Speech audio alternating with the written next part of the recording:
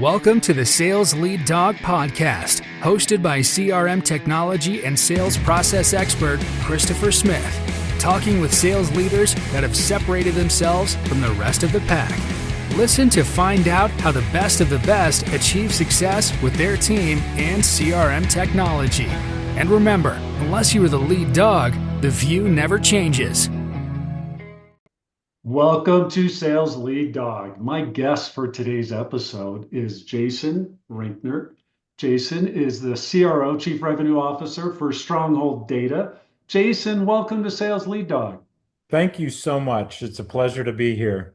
I'm excited to have you on the show, Jason. Jason, tell me a bit about Stronghold Data. So Stronghold Data, we're a managed, excuse me, managed service provider based out of Joplin, Missouri. We had we started in 1990 with James Richards, who and his uncle started, and we're over now 30 years in the IT space, and it's evolved quite a bit, over those 30 years plus. In December of 2020, we actually had the opportunity and the honor to join New Charter Technologies through an equity partnership. And so now we're actually able to deliver services on a more national scale. We have over 25 different operating companies. We're in over 40 different cities, over 1,000 different employees, and we're continuing to grow. So it's a very exciting time for me, Stronghold Data, and then my partners that I have across North America here. That's pretty wild. And 30 years in this business, that's a lot. Yeah. I imagine you guys have quite a bunch of stories to tell. What do you see right now as the big thing that you guys are seeing in the industry? Like, what are your customers coming to you for help for? What's the big one right now? Right now for us, it's more on the automation, taking advantage of artificial intelligence, really trying to wrap their heads around it and how it can impact their businesses. And that's what's been really exciting here for me over the last year and a half, 2 years, is within the New Charter family, we have something called the Blue Sky Session, and it's more of like a business consulting conversation that we have. And the excitement that it generates when we're talking to medium-sized businesses, even down to small businesses. It's just great to see how technology can continue to help improve their organization. Mhm. Another on the flip side of that coin, we have the compliance, the governance, the cybersecurity, all of those things that are just necessary to continue to secure their well-being and their investment in their business. So that's typically, the two big areas right now that I'm seeing, Chris. That's pretty exciting. Jason, when you look back over your career, I always feel there's some common themes, some common threads that really drive success. If you had to boil it down to three things for you that have really contributed and led to your success, what would those three things be? Well, Chris, you're gonna have to help me count because I will. I'll keep track. I'll hold up yeah, my yeah, fingers. keep track. Yeah. I mean, for me, I think my sales journey when I'm thinking of a career started long before I even knew what the word career meant, and I started in sales. And this is going to age me, Chris. When after school, I would go over to some friend's house, and they actually had a newspaper delivery business. This is long before the digital copies, and we would deliver afternoon papers in the city I was in at the time. And the newspaper would occasionally run the subscription. They would try to boost their subscription, and so they would have us go out and knock door to door on selling subscriptions. And the challenge, the you know, just how fun it was to be in competition with my friends, and like the reward. There were some rewards in that, so early on, it just was like fun, and I enjoyed it, and I actually thrived at it even at that young age. So historically, if you want to put that down as number one, Chris, that's something, my humble beginnings, if you will, Yeah. Yeah. in getting into sales. As number two, I think over my career, what I've found is the ability to really solve problems, and that's truly what sales is and has come to mean for me is I'm a problem solver. I mean, we always hear that infamous, tell me about your pain, tell me what keeps you up at night. But it goes even deeper than that for me because typically, when you start getting into those types of conversations, you're finding out that there's a lot more to it. Yeah. And then, obviously the third thing that again, kind of like how it began with me is just winning. I really I'm very competitive at heart. And, I want to help not only Stronghold, but also New Charter become a leader in our industry and grow that business not only on behalf of, but with all of the others that help lead to my success. Yeah. That's awesome. I love that. Hey, we're taking a quick break to thank you for listening to and supporting the Sales Lead Dog podcast. I want to take a moment and tell you about my book, CRM Shouldn't Suck. If your CRM feels more like a black hole for data than something that actually helps your team sell, you're not alone. The book breaks down why CRMs fail for so many businesses and what you can do about it. No fluff, just real strategies that work. So go to crmshouldn'tsuck.com to order your free copy right now. That's right, we're giving it away. And while you're there, take 2 minutes to check out the CRM Impact Score. It's a quick diagnostic that shows you how your CRM is really performing, where it's helping you and where it's hurting you. You'll get a personalized report with clear, actionable next steps you can start right away to maximize your CRM investment. We've also got blogs, videos, and a bunch of other resources to help you finally get the results you were promised when you bought your CRM. And if you're watching on YouTube, hit that like button and make sure to subscribe so you don't miss any future episodes of Sales Lead Dog. Okay, let's get back to this episode of the Sales Lead Dog podcast. So you started out sales newspaper subscriptions. What did that lead you into? I mean, what was your first sales job as an adult, and how did that come to be? Well, I mean, even when I was in college, there were some jobs that I held, part time as I was going to college, and they had a lot of that, suggestive sales, hey, upsell Okay. this here and there, more on the retail side. So I did a little bit of that. At one point, I was even selling vacuum cleaners, and they would set the appointments and stuff. So, ever since then, sales was in my blood. But early in my career, I was in the financial space, and we were doing a lot of going out meeting with clients. How we continue to expand that portfolio that the financial institution had with them, and so it just seems like sales or customer service or some component within all of my jobs have had that common thread, even leading to my career in technology sales. Yeah. What's your favorite part of those early days? Your favorite memory or memories about those early days in Man, sales? those early days was again just the relationships that I was making and building and the network that I, had created and was a part of, and Yeah. just the networking I think is big to me, and how you can continue to add value to that network, whether that's you're getting compensation from them or even just adding back. If I served on like the Chamber of Commerce, I did served on those kinds of committees. I was in other philanthropic groups that we were always trying to go down that route, and my career in sales or customer service gave me that opportunity to participate in those kinds of things. Yeah. Um, when you think back again, those your the maybe first 10 years in sales, or whatever time frame you want to put on that, those early days, what part of selling came naturally to you, and what parts were foreign or you that you really had to work at and build those muscles to be successful at? Typically what has always came natural to me, and that's just the ability, in sales where you might have some hunters and you have some farmers. There's a lot of different analogies in that Yeah. realm.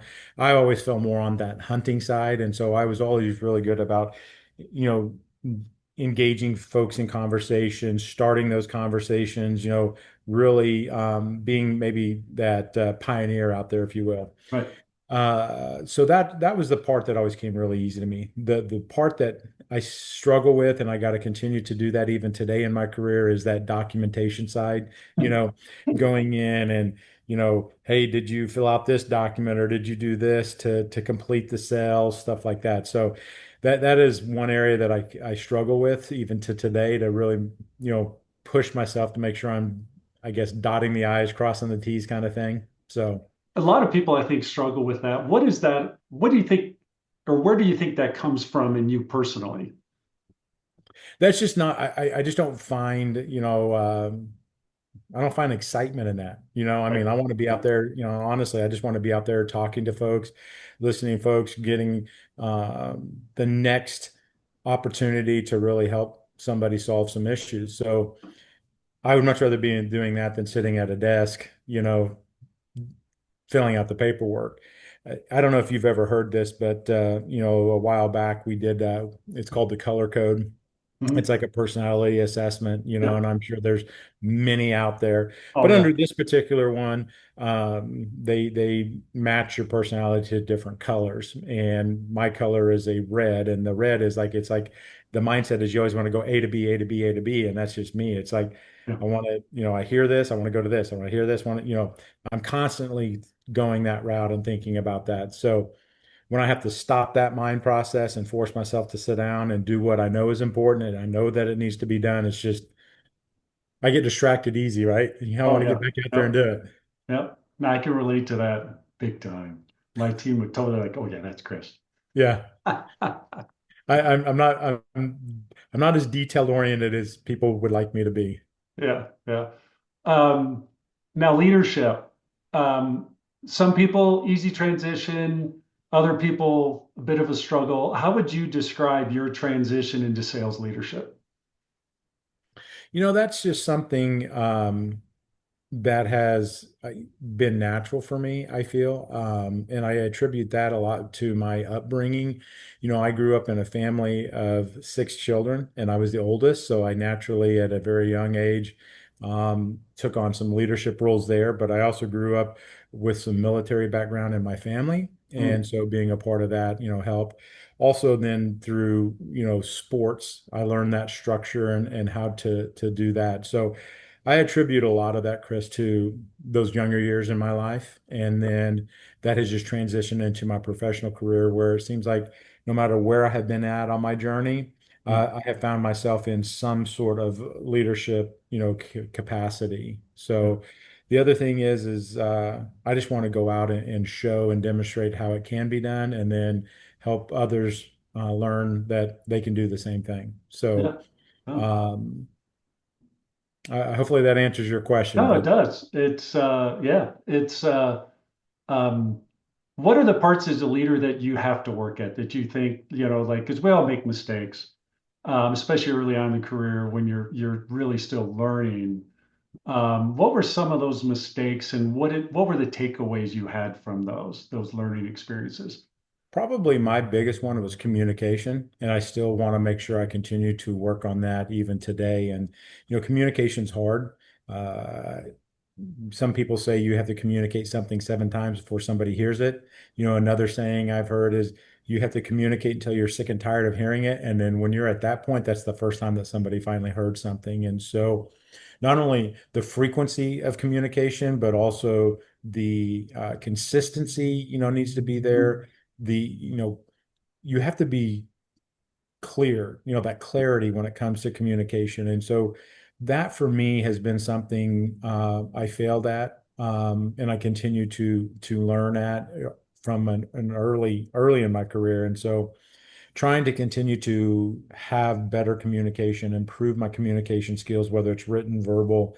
You learn not to assume things. Early in my career, I'd be like, "Hey, we talked about it. I assume that everything's going down that right path." Another trick that I learned is have people repeat it back to you. Like, "Hey, just let me know what did you hear," and sometimes that has also helped. But definitely for me, communication would be that area that I've learned many hard lessons in. Oh yeah, yeah, yeah. No, I get it. I get it. Um, Now, as a leader, I'm a big believer, like in any other role, you have to keep learning, you have to keep growing.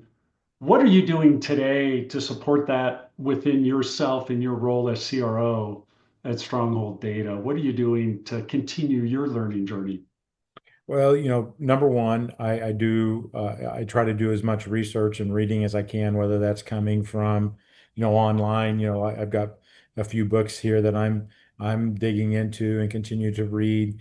Another is, peer groups. I love being a part of peer groups, and that's one of the benefits of being with New Charter Technologies is that there's, like I said, over 25 different companies, and they all have some component of sales. And when we can come together and be a part of those, Yeah. I'm on, two different sales groups a week, and I'm hearing insight from other sales folks at other companies, and that really helps continue to keep me, sharp and moving forward. The other component is I love attending conferences Mhm. and having those educational opportunities. And even when from a sales perspective here at Stronghold Data, we'll go and support some of these associations, and then in doing so, I have the opportunity to kind of sit in and listen to what they're talking about. So it helps me continue to learn even outside of my, I hate using the word, but it's true, an echo chamber. I'm not just learning about technology sales. Yeah. I'm learning about other organizations and what they're doing. And so for me, it's just a constant state of like listening, trying to gather information. What is the conversation being, had in all these other different groups? So Yeah. Now, you mentioned a book. Is there any particular book you're into right now that you're leveraging? yes, absolutely. I'm actually reading, I don't know if you can see this or not, but it's The Go-Giver by Bob Berg and John David Mann. That's a big one right now. And they followed that one up, and I'm reading it too, is Go-Giver for Sales. Um, the first book is kind of like a little fable, and it talks about 5 different laws. The first one is the law of value, and I think that that's probably really, really important. And when we're talking sales, is you have to have something of value that you're contributing.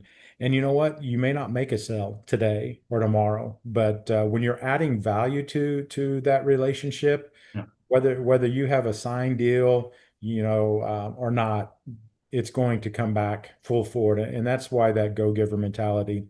And then they dive a little bit deeper in the other 5 values under the go-giver for sales and really make it more about how you can implement that into sales.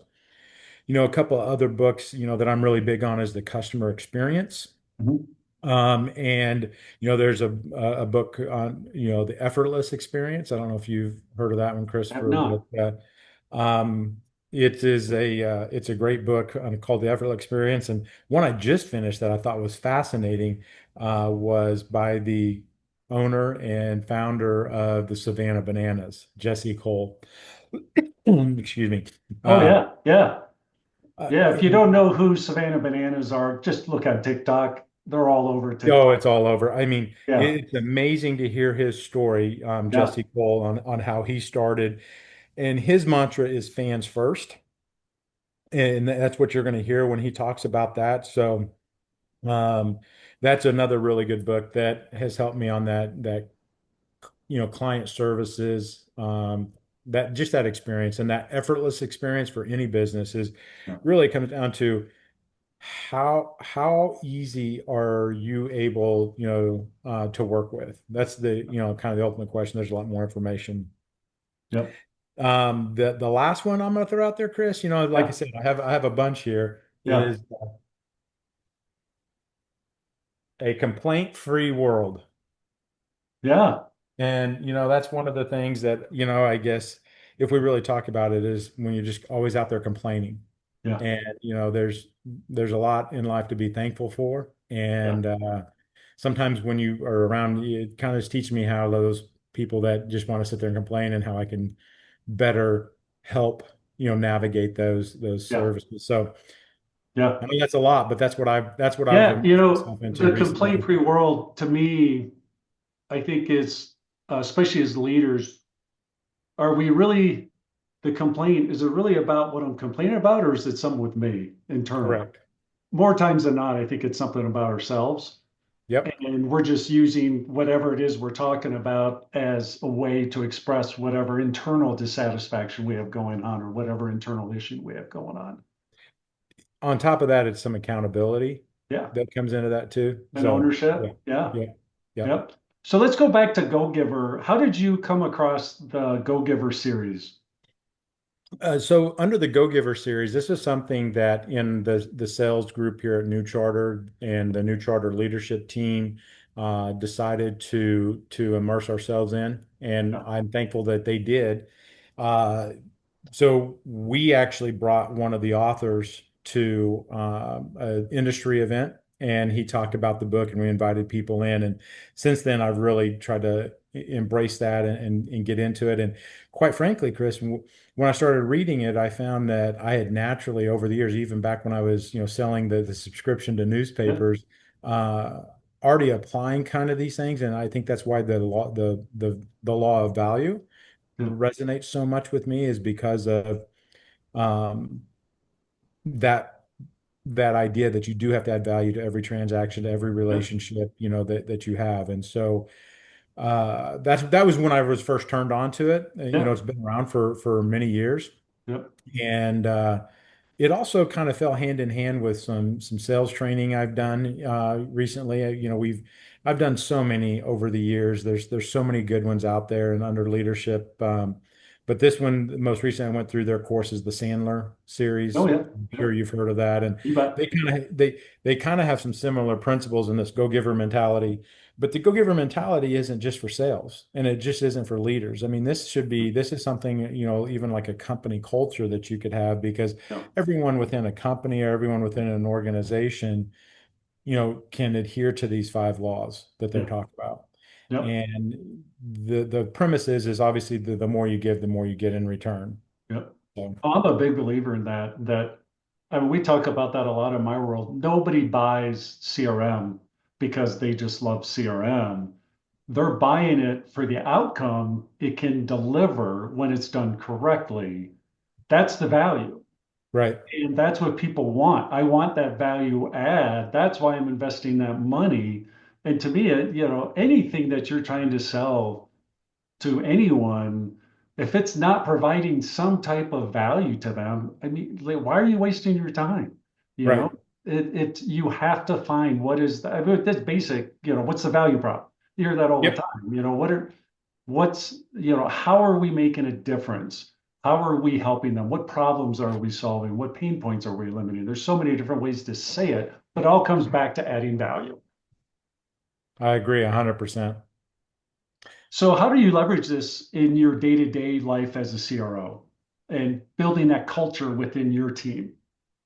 Are you talking about the go-giver Yeah, mentality? exactly. Yep. Obviously, first and foremost for me, I have to live it. I have to breathe it. I have to talk about it. And when I am together with my team, I try to equate things back to it. So if I've gone through something or had a conversation, had a meeting, had a win, I'm trying to point to something in the book. And I do the same thing with what we're doing in the effortless experience, from a customer or client satisfaction standpoint. And then, another thing is when we're addressing issues, I also try to be like, hey, how could we address it with the go-giver mentality? Yeah. And Chris, for me, I'm also even found myself trying to craft my communication around that go-giver. So again, it's holding myself accountable to make sure I do it, but they gotta, the team's got to hear me talking about it and pointing it out and finding it and challenging them to do it. And it, quite frankly, has been pretty easy because it started at the top with our company, and so we're all kind of on that same message. Yeah, that's awesome. So there's 5 roles. We talked about role number 1. What's the next role that you would like to talk about that you think would be helpful to other leaders listening to the The law of podcast? authenticity. Yeah. You Oh, know, I'm not I think huge that on that's, that as a leader. I think that that's a big one to me is Yeah. you have to, when you're out, whether, it's prospects, current clients, vendors, just in the greater community across Mhm. whatever you are, you need to be authentic. And honestly, people can tell when you're not. Oh yeah. And they can sense that in person. They can sense this probably even in podcasts. They can do it Yeah. even, through, digital communication. But Yep. that's another big one to me. Oh yeah. Yeah. To me, it's at every level, every aspect of your life. You have to live your authentic self and be, and that takes a degree of vulnerability. You have to be willing to make yourself vulnerable to truly be authentic. Can you talk about what role vulnerability plays in your life? Well, in from a professional standpoint, this role of authenticity or vulnerability that you're alluding to is people want to get to know you, and they want to get to know the real you, because you've heard it say in sales, they're not buying the company, they're buying you. Yeah. And there's a lot of truth to that. But um, for me to go in there, it does take trust at some level, depending on, how deep you want to get, but just being natural and having those natural conversations like what you and I are doing here. Yeah. We've only talked, digitally. This is our first time to really sit here and have a deeper conversation, Chris, and Yeah. I already feel the authenticity between the two of us. And Oh so yeah.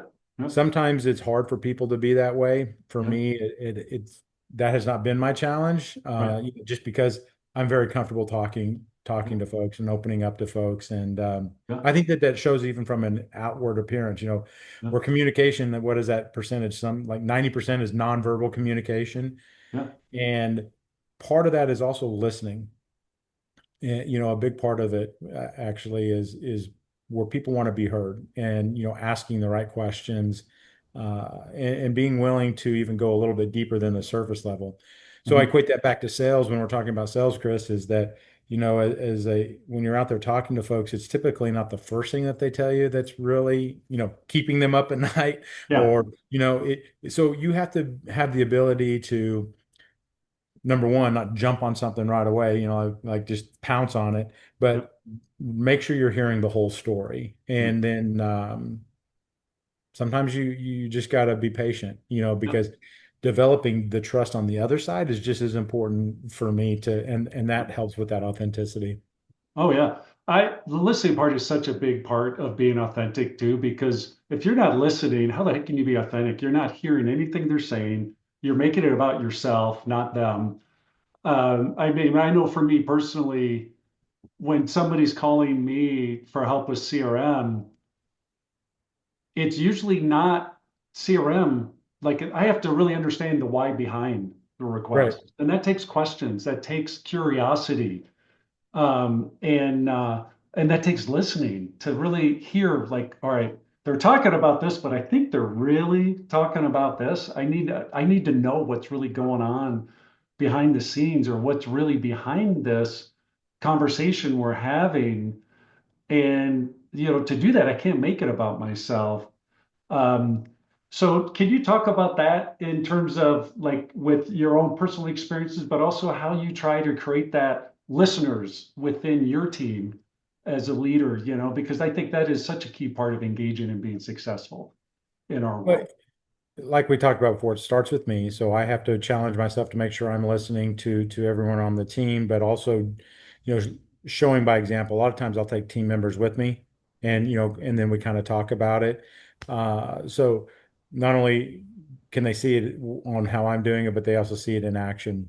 Yeah. And then we just kind of talk about it, because even when we're having follow-up conversations, maybe they've worked on something and we're needing feedback. Yeah. It's asking the right questions. Well, what did they tell you, or Yeah. what did they mean? Stuff like that.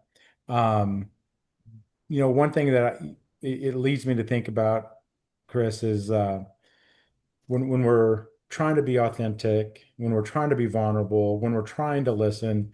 The other time, sometimes and this kind of goes back to the go-giver mentality, is I'm hearing things, and because I like networking, I want to, like, if there's someone even better than me that can help them, I want them to know that I'm vested in their success as much as or more so than what I'm vested in me. Yeah. And so that comes out, like, if I need to make a referral to somebody else, or hey, I know this person can help, or this person has more answers. And so to me, and the reason why I bring it up, Chris, is that is a way to kind of demonstrate that you're listening too. Not just because I'm trying Oh to yeah. like sell you a solution or Right. make this sale. I truly want them to believe that I'm here to ensure the best outcomes for them. You And bet. that and I think that feeds into both of those laws we just talked about. Yeah, yeah. Because you said it earlier, like, hey, I might not win this sale now, but if I'm being authentic, showing some vulnerability, and just maybe saying, hey, look, we're probably not the best solution for you right now. More times than not, later on down the road, they're going to need something else, and they're going to come back to you because you were so authentic and played that role of a trusted advisor, and like, I truly just want to help you. Right. And that leads into a little bit like we were talking about. A practice we use is called the blue sky session. It's just similar to that, but it also makes me think about, one of the things that the Sandler process actually put this terminology in my head. It's called the upfront contract. And Mhm. there's different components to that, but Right. one of the parts to that is, you know what? We may not be a good fit, and you're okay to say no to me. And you kind of, let them know that we are just going to have a conversation. We are going to be Yep. authentic, and it's okay. You Yep. know, I don't want you to be stressed out about it. I don't need to be stressed out about it. So that all kind of feeds into that same conversation. No, I agree totally. Because again, it has to, like, you have to set that tone right at the beginning, you know, Yep. and just put yourself out there like, I'm just here to help, and we'll figure it out together. Shifting topics a little bit, Jason. CRM, do you love it or do you hate it? I've had both experiences, Chris. I ain't gonna That's my number one lie. answer.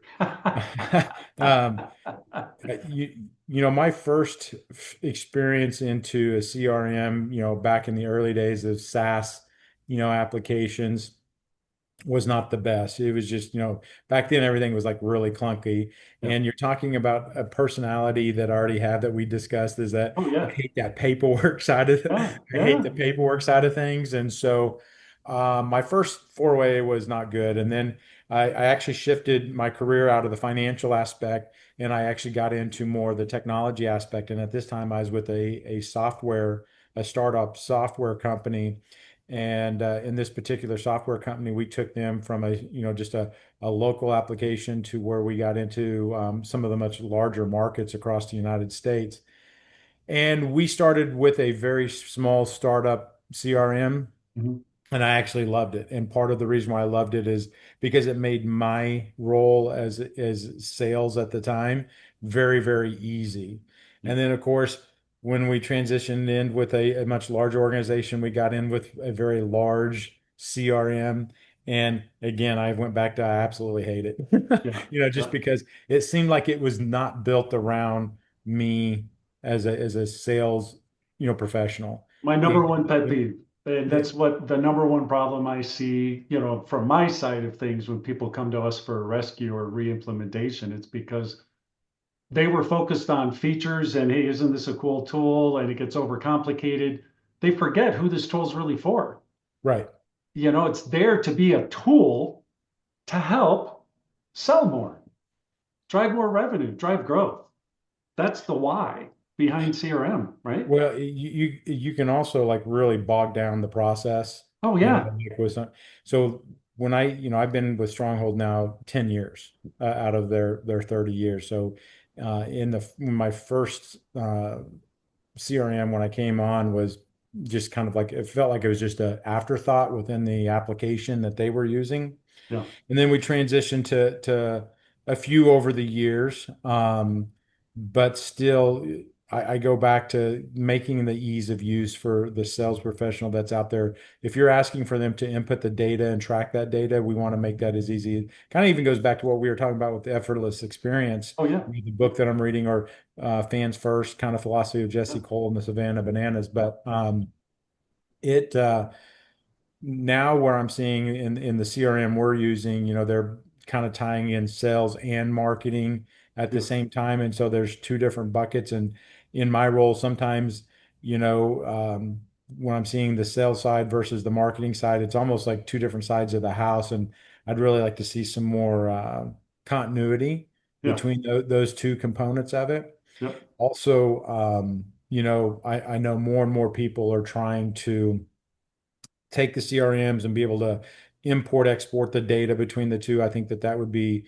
another area that we're currently in is taking the data from the CRM and getting it into our main business line app. Yeah. So that's always It's a challenge. it's always top three issue whenever we come to do a rescue is too many data silos, too many manual processes, too many spreadsheets because our core systems don't support what we're doing. And again, people are forgetting the why behind all this stuff is we're trying to make it easier. We're trying to make it more efficient. We need something that's actually going to work for us. That I don't want my salespeople being spreadsheet jockeys, data jockeys, and data entry clerks, whatever you want to call it. I want them selling. And I want to give them a platform that's going to actually proactively drive stuff to them. So they're not in there searching through. And yeah, I mean, I could talk about this stuff all day, but we're not here to talk about me. Um, what you talked a little bit about AI before, but what vision or what's your vision of how AI can help improve CRM overall as a tool for sales teams? Do you have an idea of how what you would like to see AI do? I think that, the ability of AI to process data and help make projections on that data is going to be very, very valuable. Mhm. And I know that we're in early stages of that. And what I mean by that is whether you're on that marketing component where like, hey, is this marketing campaign working? Where do we need to double down on? Maybe where we need to not, do some of that. Mhm. So judging that effectiveness, on the marketing side could help. Marketing's always one of those buckets that when you're looking at, you're like, hey, am I really getting the ROI that I'm Yep, after? But yep, if you don't do it, and sometimes it's really hard to track. But yep, on the sales component, I think AI is coming in very handy, and whether it's in the CRM or they're using it outside of a CRM, yep, it's helps in communication, it helps in research, it maybe can help in, again, if you're working with a client or a prospect on building like a technology roadmap for them, and how they're going to leverage it. So the use cases I don't think are there's not a shortage of, right. but I think that the sales professionals out there, if they're looking to continue to grow their career, they're going to embrace some sort of AI to continue to move forward. And you want to be careful because, in my opinion, AI makes it really, really easy to lose that authenticity that we were Mhm. talking about earlier. Yep, So, yes, it can help you maybe on some of the paperwork things that I struggle with, and yep, that's where I'm leveraging a lot of it. yep, But, you know, don't lose sight of that. yep. One thing that I had a discussion yesterday in it was a private conversation, but I want to share it here on the podcast that what people, I think sales leaders, we need to understand is our customers, our prospects that we're trying to sell to, they're using AI to become way more educated about what they want, what they need, what their options are than ever before. And that's only going to continue. That's only Right. going to go up. So it's not only how can we leverage AI to do better at what we're doing, we have to understand our customers are doing the same thing. And we have Yep. to be ready for that.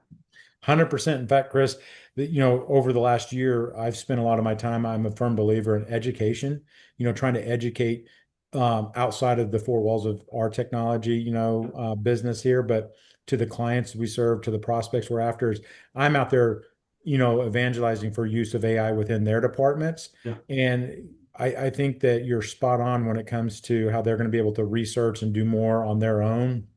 Yeah. But we can also take that to them and show them Yeah. maybe how they can do it. And that's that law, that value, the law of value we talk about, I Exactly. feel is very strong to that. Yep. But 100% agree with you Yep. on how it's going to be a game changer for the clients or prospects we're targeting. Yeah. Well, Jason, we're at our time here on Sales Lead Dog. This has been a great discussion. I really appreciate you sharing your story with our listeners here on Sales Lead Dog. If people want to reach out, connect with you, they want to reach out and learn more about Stronghold Data, what's the best way for them to do that? For me personally, reach out on my LinkedIn profile. I'm under Jason, Rincker there. Feel free to connect. If you want to learn more about Stronghold Data, just visit our website, strongholddata.com. And my contact information's there. Just click the info button. They can get you to me. But those would be the two big ways, Chris. That's awesome. So if you did not catch that, no worries. We have it in our show notes. You can get that at impellercrm.com/sales lead dog. Well, you'll get not only this episode of Sales Lead Dog, but all our close to 150 episodes. So be sure to check that out. Check out Jason's LinkedIn profile and connect with him. And be sure to subscribe to Sales Lead Dog so you get not only this episode, but all our future episodes. Jason, thank you again for coming on Sales Lead Dog, and welcome to the Sales Lead Dog Pack. Thank you, sir. I appreciate your time, Chris. It's been a pleasure. Awesome. As we end this discussion on Sales Lead Dog, be sure to subscribe to catch all our episodes. On social media, follow us on LinkedIn, Facebook, and Instagram. Watch the videos on YouTube, and you can also find our episodes on our website at impellercrm.com/Sales Lead Dog. Sales Lead Dog is supported by Impeller CRM, delivering objectively better CRM for business, guaranteed.